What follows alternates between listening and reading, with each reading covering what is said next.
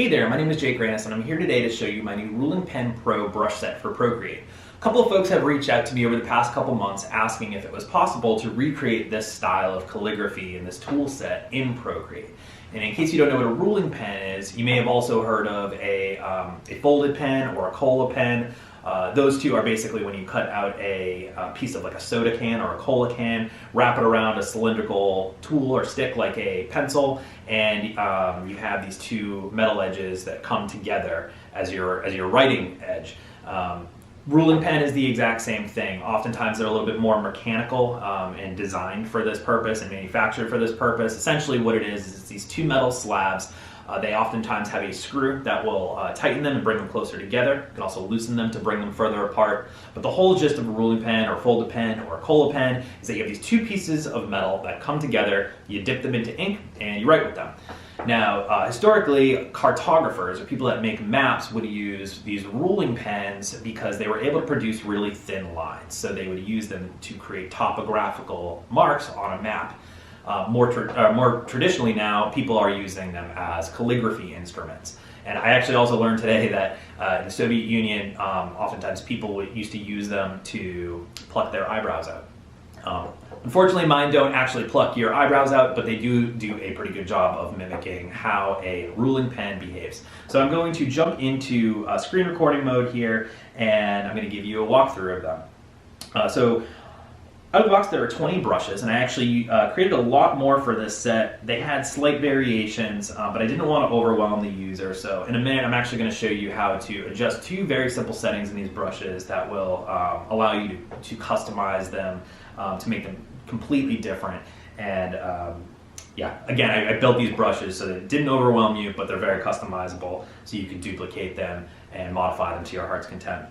But just to kind of show you what comes out of the box, I'm not going to go through every single one of these brushes, but as you can see, I created this alphabet here using a variety of different brushes from the set, and you're able to create a lot of different textures, and depending on how you write and what your preferred style of calligraphy is, you're gonna have a lot of fun just experimenting with these textures. One of my favorite parts about Procreate 5 is there's this new feature where it allows you to layer textures on top of your brush set. So for example, if you zoom into this L here, you'll see, yeah, I have these textured strokes, but then there's also this splatter ink texture off the edges of the strokes. And these weren't added after the fact. These are actually part of the strokes, and I'll demo that for you right now.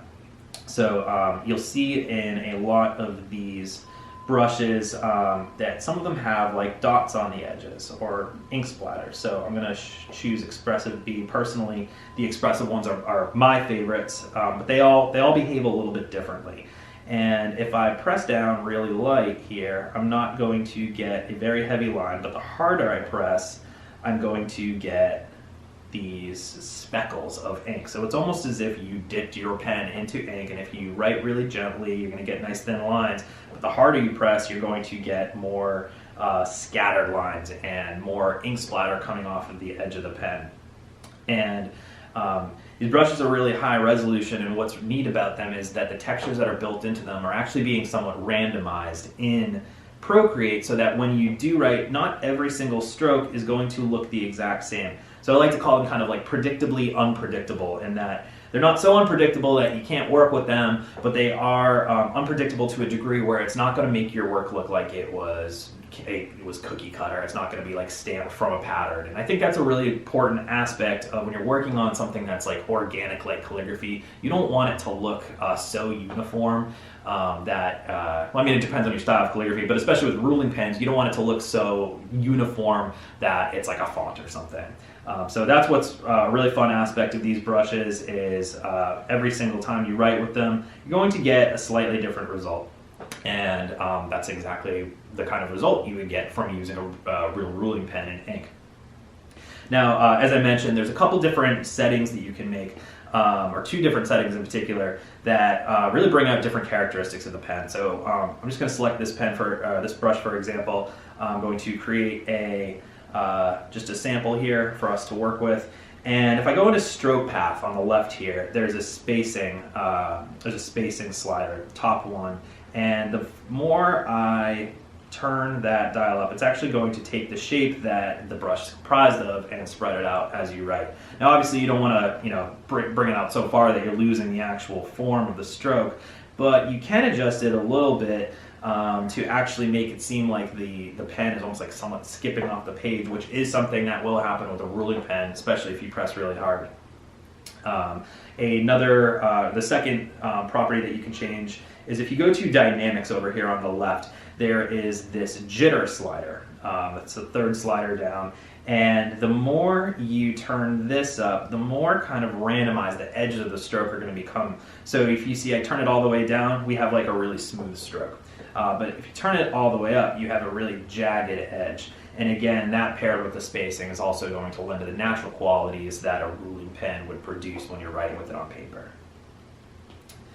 Just to kind of show you a couple of other examples of like work that I did for promotional purposes here. Just totally different scripts. This news flash is like kind of just more almost like kind of like graffiti style caps. These gross ones, or oil slick one here is just kind of just writing randomly.